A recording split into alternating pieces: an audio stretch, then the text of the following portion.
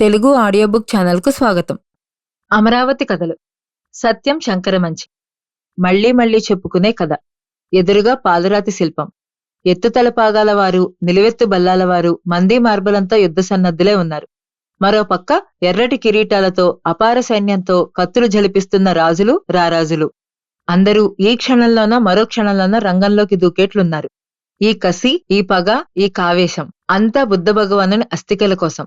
ఆ పవిత్రావశేషాలు తమవే కావాలన్న తపన కొద్దీ. ఇంతకు ముందు బుద్ధుడి చివరి దశ. శిష్యులతో పావానగరం చేరుకున్నాడు.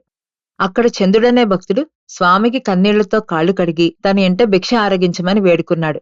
సరేనన్న బుద్ధుడికి చంద్రుడు సంబరంతో స్వయంగా తయారు చేసిన పంది మాంసం వడ్డించాడు. శిష్యులు తెల్లబోయి అదేమని అడగబోతే బుద్ధుడు చిరునవ్వుతో వారించాడు. భక్తితో పెట్టింది భోజనీయం, ప్రేమతో పెట్టింది పరమాన్నము, ఏ పదార్థమైతేనేమి అంటూ ఆ మాంసాన్ని ఆరగించాడు.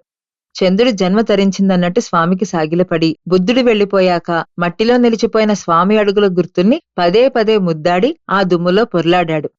చంద్రుడి ఆనందమే బుద్ధుడికి ఆనందం. కాని బుద్ధుడి శరీరం క్షీణిస్తోంది. బుద్ధుడు నడవలేకపోతున్నాడు. కుశీనగరం అల్లంత దూరాన ఉండగా ఓ తోట కనిపించింది. ఆ తోటలో జంట చెట్లున్నాయి. ఆ జంట చెట్ల కొమ్మల కింద ఉత్తర దిశగా కాషాయ వస్త్రం పరుచుకుని బుద్ధుడు పడుకున్నాడు. శిష్యులు తల్లడిల్లిపోతున్నారు. స్వామి మాట్లాడటం లేదు, ప్రేమ ప్రవచనం లేదు. కన్నీరు మున్నీరై గోలు గోలును ఏడుస్తున్నారు. బుద్ధుడి శరీరంలో జవం క్షీణిస్తోంది కాని కళ్ళు వెలుగుతూనే ఉన్నాయి. పెదవులపై చిరునవ్వు చెదరటం లేదు. శిష్యులు స్వామికి కలిగిన ఆపద చెప్పుకోటానికి దేశం నలుమూలలకి వెళ్లారు. మిగిలినవారు ఆ వనంలో ఉన్న చెట్లకి, పుట్టలకి, ఆకులకి, పువ్వులకి, వెన్నెలకి, నక్షత్రాలకి చెప్పుకుని గుండెలు బాదుకున్నారు. బుద్ధుడి స్థితిలో మార్పు లేదు. దేశం 4 చెరుగుల నుంచి భగవానుని ఆఖరిసారి దర్శించుకుందామని పసిపిల్ల జనం బాలాది తండోపతండాలుగా వచ్చారు. తోట నిండిపోయింది. అంగుళం ఖాళీ లేదు. అందరి ముఖాల్లో దైన్యం, అందరి కళ్లల్లో అశ్రువులు. కన్నీటి సంద్రం కదులుతున్నట్టుంది. పలుకు స్వామి, పలుకు.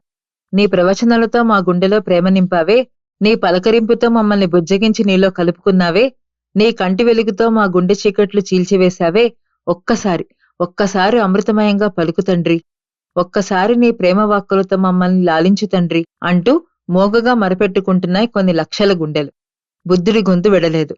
శరీరం స్వాధీనం కాలేదు. స్వామి కళ్ల వెలుగు ఆ బిక్కబోయిన లక్షలాది కన్నీటి ముఖాలను తాకుతోంది. స్వామి చిరునవ్వు వెన్నెల ఆ చిన్నబోయిన గుండెల్ని ఓదార్పుగా నిమురుతోంది. వైశాఖ పూర్ణిమ నాడు, లోకమంతా వెన్నెల పరుచుకున్ననాడు, తాను జన్మించి జగత్తుకు వెలుగైననాడు, ఆ వెన్నెల వెల్లువలో కలిసిపోయినాడు బుద్ధుడు. వెన్నెల చీకటైంది. బుద్ధుడు లేని లోకం భయంకరంగా ఉంది. చెట్లు విలువెల్లాడుతూ ఏడుస్తున్నాయి. మొగ్గలు పువ్వులవ్వకుండానే వాడిపోయాయి. జనం కళ్లల్లో కన్నీళ్లు ఇంకిపోయాయి. బుద్ధుడి మహాపరినిర్వాణ వార్త సర్వులకు తెలిసిపోయింది. ఆటవికులు, రాజులు, రారాజులు అంతా విచ్చేశారు. ఆ జగత్ప్రభువుకు అంత్యక్రియలు జరిపించారు. ఆ పవిత్రాస్తికలు మాకు కావాలంటే మాకు కావాలన్నారు. ఆ అస్థికల కోసం ప్రాణాలు పణంగా పెడతామన్నారు. రాజ్యాలు ధారపోస్తామన్నారు. వాదులాట జరిగింది. వాదు తెగలేదు. కత్తులు దూశారు. బల్లాలు ఎగరేశారు. వీరాలు పోయారు. యుద్ధానికి దిగి బలాబలాలు తేల్చుకుందాం అనుకున్నారు. రే రే రే రే రే, హో హో హో, హో హో హో. నెత్తులు నేల చిమ్మింది. రెండు పక్కలా పొంగి ఉన్న సైన్యాలు, మెరుస్తున్న కత్తులు. తలలు తెగి నేల పడకముందే ఒళ్ళు తెలిసింది. చల్లబడ్డారు. ఏ రక్తపాతం కూడదని, ఏ హింస పనికిరాదని ప్రవచించి మనందర్నీ మనుషుల్ని చేసిన ఆ స్వామి గుర్తుగా రక్తపాతమా? తిరిగి హింస? వద్దు వద్దనుకున్నారు. తప్పు తప్పనుకున్నారు. చిరునవ్వులు నవ్వుకున్నారు.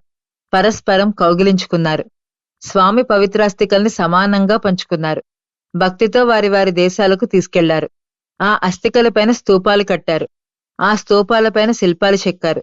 ఆ శిల్పాలపైన ఈ కథనే, తమ కథనే చిత్రించారు. మా ఛానల్ కనుక మీకు నచ్చినట్లయితే లైక్ చేయండి, షేర్ చేయండి, సబ్స్క్రైబ్ చేయండి.